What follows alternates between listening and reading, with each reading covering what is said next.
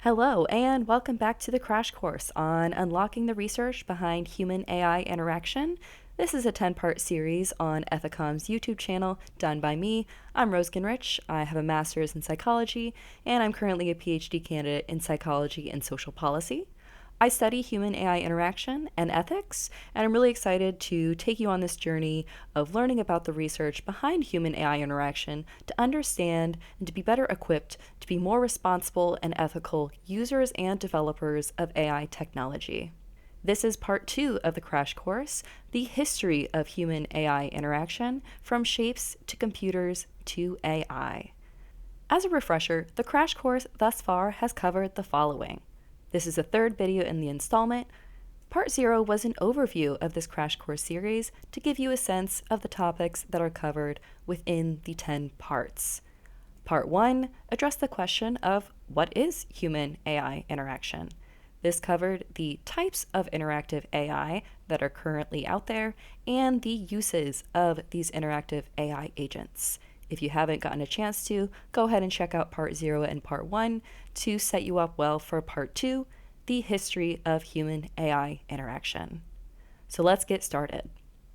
Looking at the history of human AI interaction gives us a good sense of how we got to where we are today. This timeline will take us all the way back to the 1940s and push us all the way forward to present day 2015 plus, where we see the emergence of more advanced AI technologies in our daily lives. What are all of the topics that we're going to be covering on this timeline from the 1940s up until present day? Starting in the 1940s, we'll be covering moving shapes. Then we'll move on to the 1950s, which is when Alan Turing first proposed the imitation game, which is now known as the Turing Test. Then we'll move to the 1960s, which is when we see the creation of what is considered the first chatbot, ELIZA. Then we'll move to the 1970s, which is when personal computers came into people's homes and the theory of the Uncanny Valley was created. Then we'll move on to the 1980s, where we see human-computer interaction studies emerge as a field. Then we'll take a closer look into human-computer interaction studies and the theory of computers are social actors that came to be in the 1990s. We'll move on to the development of human AI interaction studies as a field.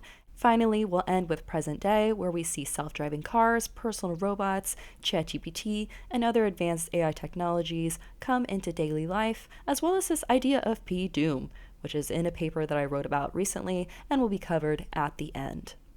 Now that we have a sense of what's covered in this timeline, let's start with the 1940s and moving shapes. In the 1940s, researchers Heider and Simmel had people watch videos of shapes interacting with each other within this house-like box structure on both the left and the right that you see here. Heider and Simmel had participants watch this video and then describe what was happening in the video. Now's your chance to go back to the 1940s and be a participant in this study. You're going to watch that video that they saw.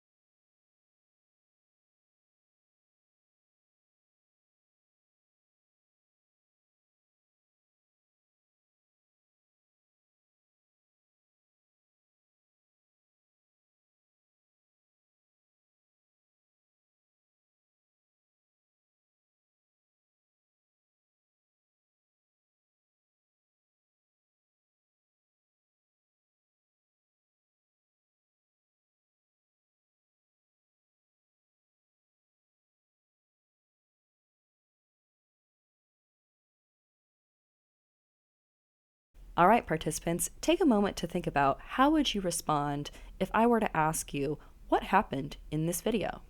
Heider and Simmel asked the same questions to participants who watched this video back in 1944. And what they found, based on what participants described, is that people attributed intentions, motives, desires, and emotions to these objects. In this way, participants personified the objects and gave them human-like characteristics, despite these simply being shapes.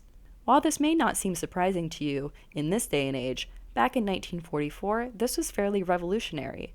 This really set the stage for future research on how people perceived objects, things, and machines.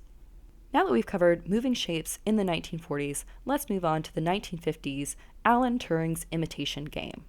The Imitation game may be unfamiliar to you, however, the Turing Test probably is familiar. The Turing Test is a game that emerged based on Alan Turing's ideas within this paper called the Imitation game. In this paper, Turing posed the question, can machines think? Turing came up with the Imitation game, which was a way to test this question. In the Imitation game, there are 3 agents, A, B, and C. B and C are both a human, while A is a machine. A and B both individually communicate with C via text messages on a screen. C also has the opportunity to respond back with its own text messages to each of these agents. The goal of agent C is to determine which of these agents, A or B, is the real human. Agent A and B's goal is to convince agent C, or deceive agent C, in A's case, that it is actually the human. Originally, Turing designed this game to involve gender, in which A and B had to convince C that they were a certain gender, but now the game looks a little different. Instead, a machine is considered as having passed the Turing test if it successfully deceives agent C, the human on the other side, that it is a real human. According to some, a machine actually passed the Turing test in 2012. This machine was a chatbot called Eugene Guzman. This chatbot successfully deceived a certain threshold of agent C's such that it was considered as having passed the Turing test. Whether or not it truly passed is still up for debate. So once again, the question, can machines think, was answered by whether or not a machine could successfully deceive a human being. Let's move on to the 1960s, where we see the emergence of what was considered the first ever chatbot, ELIZA. ELIZA was developed by Joseph Weizenbaum in 1966. ELIZA was a chatbot that people could interact with via text, and it was designed after Carl Rogers' method of psychotherapy. Carl Rogers' method was that when a patient said something, Carl Rogers would respond with that same information in a slightly different form, for example, in the form of a question. An example of this kind of exchange is up on the screen, and this was considered one of the first interactions ELIZA had with someone. Let's now take a look at the original video covering ELIZA. Does it understand what it's doing in the sense that we do? It's easy to leap to false conclusions, as Professor Weizenbaum discovered when he created ELIZA. ELIZA is a computer program that anyone can converse with via the keyboard, and it'll reply on the screen. We've added human speech to make the conversation more clear. Men are all alike. In what way? They're always bugging us about something or other. Can you think of a specific example? Well, my boyfriend made me come here. Your boyfriend made you come here. He says I'm depressed much of the time. I'm sorry to hear that you're depressed. It's true. I am unhappy. Do you think coming here will help you not to be unhappy? The computer's replies seem very understanding, but this program is merely triggered by certain phrases to come out with stock responses. Now that we've taken a look at the first chatbot, ELIZA, in the 1960s, let's move on to the 1970s, where personal computers came into people's homes and this idea of the Uncanny Valley was proposed. The Uncanny Valley proposed by Mori was the idea that an agent, such as a machine, when it became too human-like but not quite human-like enough in terms of perhaps its appearance or characteristics, people began to experience the Uncanny Valley effect such that they felt uneasy about that agent. This graph depicts this theory, in which we have human likeness on the x-axis and emotional reaction on the y-axis. So human likeness is how human-like the agent is, and emotional reaction is people's emotional reaction, whether it be negative on the bottom or positive on the top, to this agent. Following the curve, as an agent becomes more human-like up to this point, people's emotional reaction is more and more positive toward that agent. They are in a better mood around that agent and they like it more. Then, once the agent gets to this point of human likeness, we see it fall into this uncanny valley or this dip.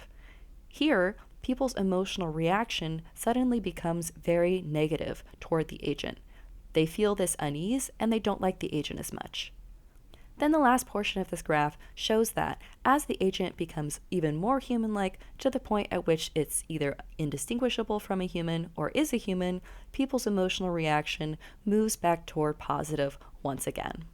It's in this dip here that is the focus of much of human AI interaction in the 2000s. Now that we've covered the 1970s, let's move on to the 1980s when human-computer interaction studies became a field. So after about a decade of computers being more common in people's homes, researchers started to investigate people's reactions to or responses to these new machines. In particular, I want to take a look at one of the theories that emerged here within human-computer interaction studies, the computers are social actors theory. So in the 1990s, Clifford Nass and Byron Reeves developed this theory called computers are social actors.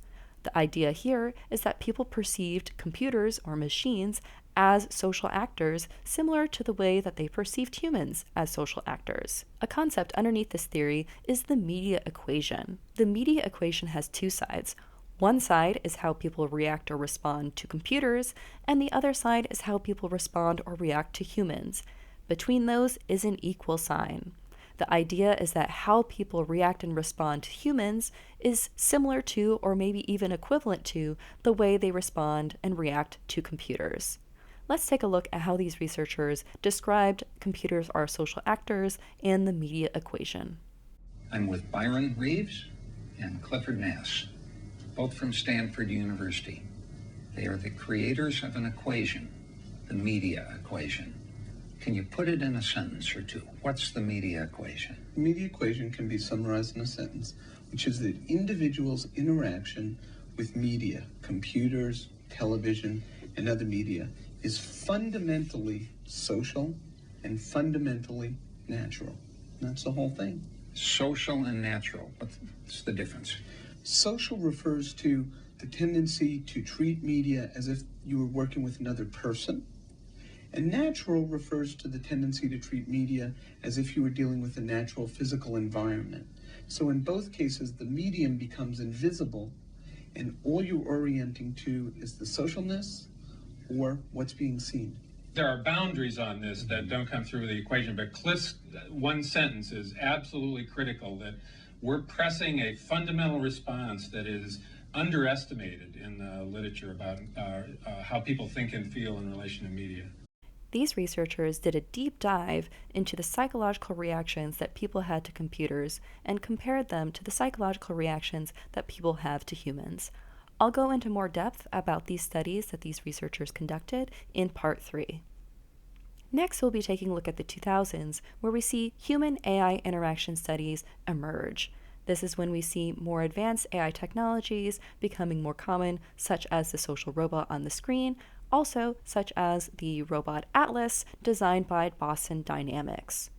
Researchers began to investigate people's emotional responses to watching videos of AI agents.